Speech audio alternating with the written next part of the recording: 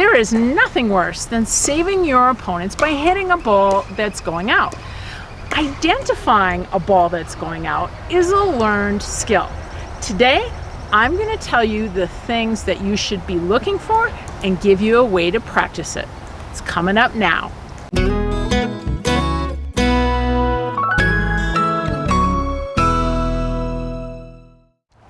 Hey everybody, it's CJ Johnson. Welcome to Better Pickleball. We focus on helping players over 50 live their best lives on and off the pickleball courts. Make sure that you hit the subscribe and the bell notification so you never miss another video. Don't you hate it when you hit a ball that you know was going out? We've all done it before. You allow your opponents to stay in the point, and inadvertently you help them build up their confidence by hitting balls that you should otherwise let go. You may remember my friend Monty. Hello. He was here to help me with the serve video because he's got a wicked good serve. Yeah, it works. And he also hits a great forehand with a lot of topspin. So he's going to help me show you what we need to look for to identify the out ball, and then a little game that you can play afterwards. Let's go get it. All right. Before you step on the courts, there are a couple things you want to do. The first one is the elements, specifically the wind. Determine the direction of the wind, and if the wind's coming from behind your opponent, it could make it more likely that that ball is going out. In fact, one of the things that I like to do is to say to my partner, it looks like the wind is behind the other team. That way they're aware of it as well. Another question to ask yourself is, how consistent is your opponent? If they're extremely consistent, you probably have to take a few chances and be aggressive with the ball. If they're not really consistent, maybe you're going to let a few of them go out. If you don't know the answer to that question, one of the things that I always like to do is let a few balls go past me and see what's happened. Do they have the ability to keep the ball in? If they do, now I need to change my tactics. The third question is, does that player use a lot of topspin? So topspin is created when the paddle moves from a low to high position. When the paddle brushes up on the ball at contact, what it does is it makes that ball spin top to bottom. So that ball is actually going down. So topspin makes it easier to keep the ball in. What is the height of the ball in relationship to the height of the net? If the apex of the shot is below the net, they have to hit up on the ball to get it over. If the apex of the ball is above the net, they can hit flat or they can hit down to get it over. Court position. Are they at the baseline, in the transition zone, or at the non-volley zone?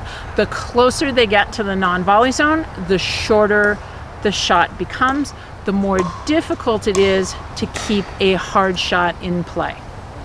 Look for the size of the swing, the paddle position, and the turn of their body.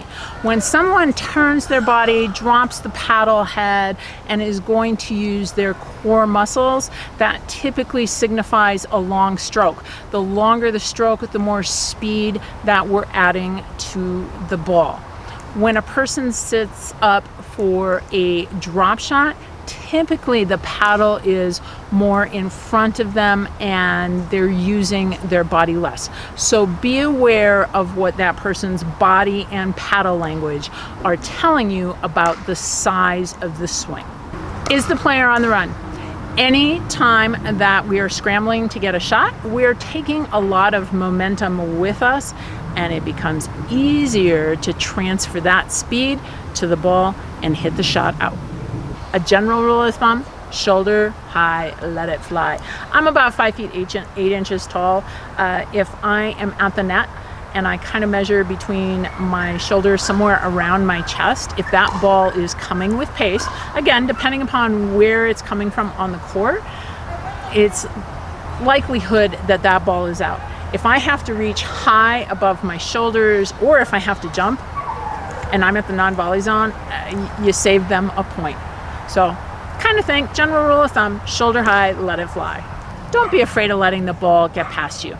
Most people hit more balls that are out than actually let a ball that's in get past them.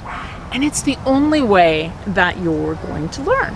Now that you know the concepts and what to look for, how do you learn to let balls go out?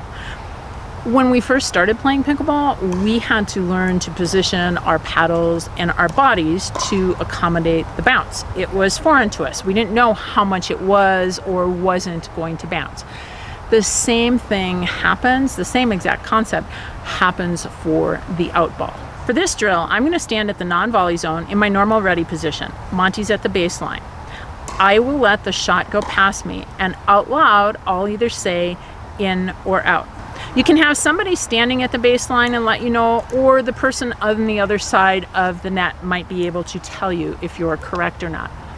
As you let the ball go past you, start to gauge where is that ball in relationship to your body, as well as how fast is that ball traveling.